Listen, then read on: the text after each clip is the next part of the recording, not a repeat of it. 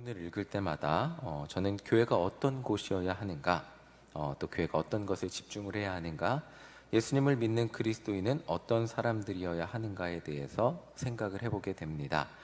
그 이유는 언뜻 이성적으로 생각하면 향유를 부은 여인이 잘 이해가 되지 않기 때문이고, 또 예수님께 향유를 부은 여인에게 화를 내는 사람들의 말이 일리가 있다고 여겨지기 때문입니다. 그런데 예수님은 이 향유를 부은 여인을 칭찬하고 계시는 장면을 보면서 많은 생각을 해보게 됩니다. 오늘 본문은 예수님을 죽이려는 대제사장들과 서기관들이 많은 사람들이 모이는 유월절에는 예수님을 죽이기를 망설이는 장면부터 시작을 합니다. 유월절에는 지방에서 많은 사람들이 올라왔다고 합니다. 학자들에 따르면 약 200만 명의 사람들이 예루살렘과 예루살렘 주변에 모여 있었을 거라고 합니다. 이렇게 많은 사람들이 지방에서 올라왔는데 예수님은 주로 지방에서 명성을 얻으셨고 갈릴리 지역에서 명성을 얻으셨기 때문에 그런 사람들이 많이 올라온 상황에서 예수님을 체포하면 예수님의 편들이 많을 거기 때문에 이들이 밀란을 두려워했을 거라고 설명을 해주고 있습니다. 그래서 명절에는 잡지 말자고 이렇게 이야기하는 모습을 볼 수 있습니다. 그런데 이들이 이렇게 망설이고 있는 시간에 예수님의 죽음은 하나님의 뜻대로 준비되고 있는 모습을 보여주고 있습니다. 한 여인이 예수님께 나와 아주 귀한 옥합을 깨뜨려서 정말 귀한 향유를 예수님의 머리에 부었습니다. 우리 다 같이 3절 한 번 더 읽어보도록 하겠습니다. 3절입니다. 시작. 예수께서 베다니 나병 환자 시몬의 집에서 식사하실 때에 한 여자가 매우 값진 향유 곧 순전한 나드 한 옥합을 가지고 와서 그 옥합을 깨뜨려 예수의 머리에 부으니. 자, 이 향유를 부은 여인의 행동에는 여러 해석이 있습니다. 학자들이 여러 가지로 이야기를 하는데 왕으로 기름을 부은 것이다, 향유를 그렇게 부은 것이다. 그리고 여인이 자신의 가지고 있었던 가장 좋은 것을 자기가 주님으로 모시는 예수님께 드린 행동을 한 것이다. 그리고 또 어떤 학자는 여인이 예수님의 죽음을 미리 알고 죽음을 준비하기 위해서 향유를 부은 것이다 등등, 이 여인이 예수님의 죽음을 미리 알았는지 몰랐는지 학자마다 해석이 있고 또 그 행동의 동기에 대해서도 여러 가지 설명이 있기도 합니다. 성경에는 정확하게 이 여인이 어떤 의도로 예수님께 향유를 부었는지는 나와 있지는 않습니다. 성경이 설명하고 있는 것만 보면 이 여인은 굉장히 귀한, 당시 그 노동자들의 1년치 봉급이나 되는 아주 귀한 향유를 한 번에 깨서 예수님의 머리에 부었습니다. 굉장히 귀한 거라고 할 수 있죠. 이렇게 귀한 향유를 예수님의 머리에 부은 것을 본 사람들의 반응을 함께 살펴보겠습니다. 4절부터 5절 함께 읽어보겠습니다. 시작. 어떤 사람들이 화를 내어 서로 말하되 어찌하여 이 향유를 허비하는가? 이 향유를 300데나리온 이상에 팔아 가난한 자들에게 줄 수 있었겠도다 하며 그 여자를 책망하는지라. 사람들은 예수님의 머리에 향유를 붓는 그 여인의 모습을 보면서 정말 비싼 그 향유를 낭비한다고 화를 냈습니다. 그리고 그들이 말한 것은 이 향유를 팔아서 가난한 사람들을 위해 더 많이 도울 수 있었을 거라고 말하고 있습니다. 사실 저는 이 말이 굉장히 설득력이 있다고 생각을 했습니다. 예수님께 그 비싼 그것을 부어봤자 어차피 그게 사라질 건데 가난한 사람들 돕는 게 더 낫지 않을까라는 생각을 할 수 있는데 예수님은 이렇게 반응하십니다. 7절입니다. 함께 읽어보겠습니다. 시작. 가난한 자들은 항상 너희와 함께 있으니 아무 때라도 원하는 대로 도울 수 있거니와 나는 너희와 항상 함께 있지 아니하리라. 자, 예수님은 이 여인이 자신의 장례를 준비하며 향유를 부었다고 말씀하시면서 가난한 사람은 언제든지 너희 곁에 있지만 예수님은 항상 있지 않는다고 말씀을 하십니다. 제가 이해하는, 아니 사람들이 바라는 예수님의 모습은 이런 것이 아닐까요? 나는 가난해도 좋으니, 내 죽음은 사람들이 알아주지 않아도 좋으니 가난한 사람들을 돕는데 내 모든 걸 써라, 나는 알아주지 않아도 된다 라고 하는 것이 사람들이 바라는 모습일 수 있는데 예수님은 이 비싼 향유를 자신에게 사용하는 것이 맞다고 말씀을 하십니다. 그리고 이 장면 이후 바로 그 다음 사건에 가룟 유다가 대제사장들에게 가서 예수님을 팔기로 합니다. 저는 이 본문에서 교회가 예수님을 믿는 사람 우리들이 옛 교회가 또 예수님을 믿는 사람들이 무엇을 집중해서 보아야 하는가에 대해서 생각을 하게 만드는 본문이라고 생각을 해보게 됩니다. 목회를 하면서 만나는 수많은 사람들, 가난한 사람들, 어려운 사람들, 전도 마차를 나가면 수없이 만났던 사람들, 술에 취해 걸어 다니다가 아무도 상대해 주지 않아서 자신들을 상대해 줄 사람이 있다 여기고 전도 마차에 와서 말 걸고 막 하는 사람들, 3년 전쯤이었습니다. 맞는 것 같아요. 3년, 4년 전 쪽방촌 사람들 이렇게 많이 저희가 돕고 그러면서 이런 이야기들을 들은 적이 있습니다. 정말 이 쪽방촌 분들은 생각보다 우리가 생각하는 것보다 많은 도움을 받고 있고 그런데 이분들이 너무 많은 도움을 받고 있기 때문에 오히려 작은 도움에 감동을 받지 못한다는, 물건으로 도와서는 이분들이 변하기 어렵다는 이야기를 들은 적이 있습니다. 그래서 그분은 이분들을 돕지 말자가 아니고 한번 돕기로 했으면, 한번 사랑하기로 했으면 이분들이 어떤 사람임에도 불구하고 끝까지 포기하지 않고 돕는 게 중요하다는 그런 말을 한 적이 있습니다. 정말 이분들은 저희랑은 다른, 보통 사람들이랑 다른 생각을 가지고 세상을 다르게 보고 살아간다는 이야기를 들었습니다. 그냥 매일매일 희망이라는 단어는 그분들이랑 상관없고 그냥 매일매일 하루하루를 그냥 그렇게 살아가는데 익숙해진 분, 이런 이야기들을 들었습니다.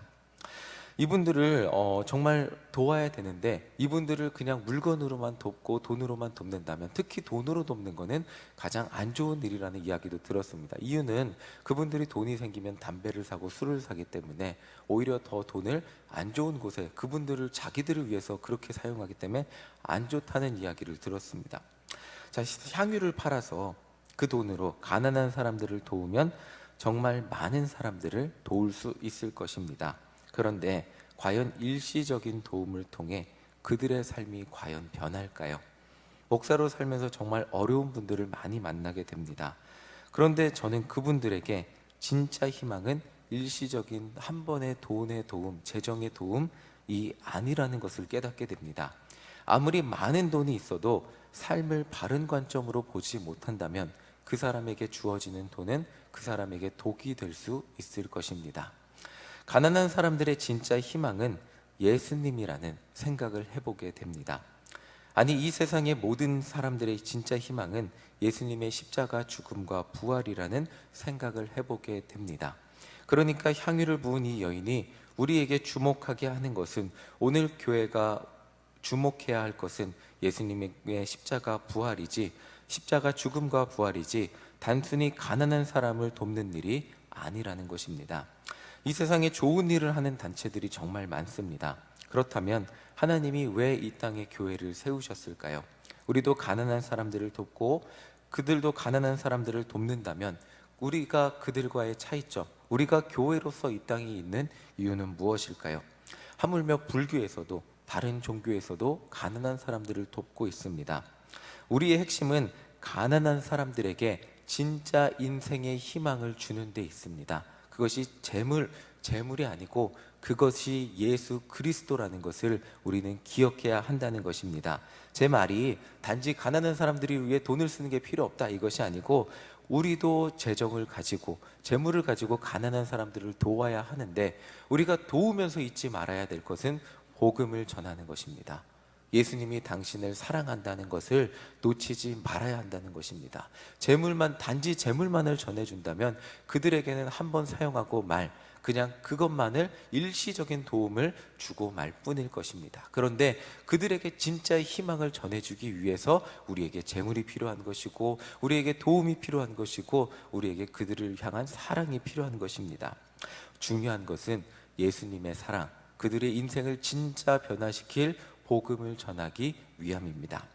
지금 예수님과 함께하는 사람들은 십자가 구원의 능력을 알지 못하기 때문에 여인을 비난하고 있습니다. 가룟 유다는 이해하지 못했기 때문에 예수님을 떠나서 팔려고까지 하고 있습니다. 그런데 교회의 핵심은 영혼 구원이고 그 중심에는 예수님의 십자가 죽음과 부활이 있습니다. 우리가 집중해야 될 것은 바로 이것이고, 가난한 사람들에게, 아니 예수님을 모르는 모든 사람들에게 이것을 전해야 하는 것입니다. 물질은 예수님이라는 인생의 희망을 전하기 위해 사용하는 도구일 뿐입니다. 그렇기 때문에 오늘도 우리는 예수님의 십자가 사랑에 주목해야 하고 이것을 기억하고 이것을 전해야 하는 것입니다. 사람들은 단지 향유를 돈으로만 보았기 때문에 이 여인을 비난할 수밖에 없었던 것입니다. 그리스도인은 단지 착한 사람, 어려운 사람을 돕는 사람만이 아니고 예수님의 사랑이 이 세상에 나의 인생의 가장 큰 희망이라고 여기는 사람이고 이 세상 모든 인류에게 가장 큰 희망이라고 여기고 전하는 사람입니다. 어제 전도하러 최성곤 장로님이랑 같이 나갔어요. 저는 도장부를 빨리 파갖고 서류를 처리해야 돼갖고 도장 파는 곳에서 주문을 했는데 장로님이 막 도장 파는 분하고 굉장히 친하시더라고요. 막 복음을 전하시면서 굉장히 저는 최성곤 장로님의 얼굴을 집중했는데 환하게 웃으시는 모습을 봤습니다. 그리고 도장을 파고 10분 길 걸린다 그래서 기다리고 있는데 홍희정 사모님하고 유순희 권사님이 와서 여기 누가 와서 벌써 전도지 줬어요 하면서 막 웃으면서 예수님을 전하는 모습을 보았습니다. 예수님을 전하는 분들의 얼굴이 하나같이 기쁜 모습을 보면서 우리에게 어떤 기쁨과 어떤 희망이 있는가라는 것을 생각해 보게 되었습니다. 우리에게 진짜 희망과 기쁨은 내가 돈이 정말 많아서 내 모든 돈으로 이 세상 모든 가난한 사람들을 도우면 얼마나 좋겠습니까? 그런데 우리는 그것보다 더 중요한 일을 하고 있습니다. 세상 가장 밝은 얼굴로 내가 예수님을 믿으니 내 인생이 행복합니다. 당신도 이렇게 행복한 인생으로 초대합니다. 예수님을 믿어보시지 않겠습니까? 라고 나가서 우리가 아주 작은 모습, 제 목사님 설교에 가장 감사했던 것은 정말 제가 그리웠던 것은 전도마차가 정말 요즘 많이 그립습니다. 그때 나가서 정말 일주일에 1시간, 일주일에 2번 2시간인 것 같지만 그렇게 나가서 예수님을 전하고 사람들을 만나고 정말 사람들이 싫어할 것 같지만 진짜로 우리 성도님들은 비타 500을 사가지고 오세요. 수고하신다고. 그러면 막 웃으면서 이야기하고 그러면 저희가 막 왁자지껄 웃으면서 이야기하면 사람들이 뭐가 있나 싶어서 왔고 여기는 왜 이렇게 웃고 있어요? 그러면 우리 전도하고 있어요. 그러면 나도 예수님 믿었었는데 아니면 나 어렸을 때 교회 다녔었는데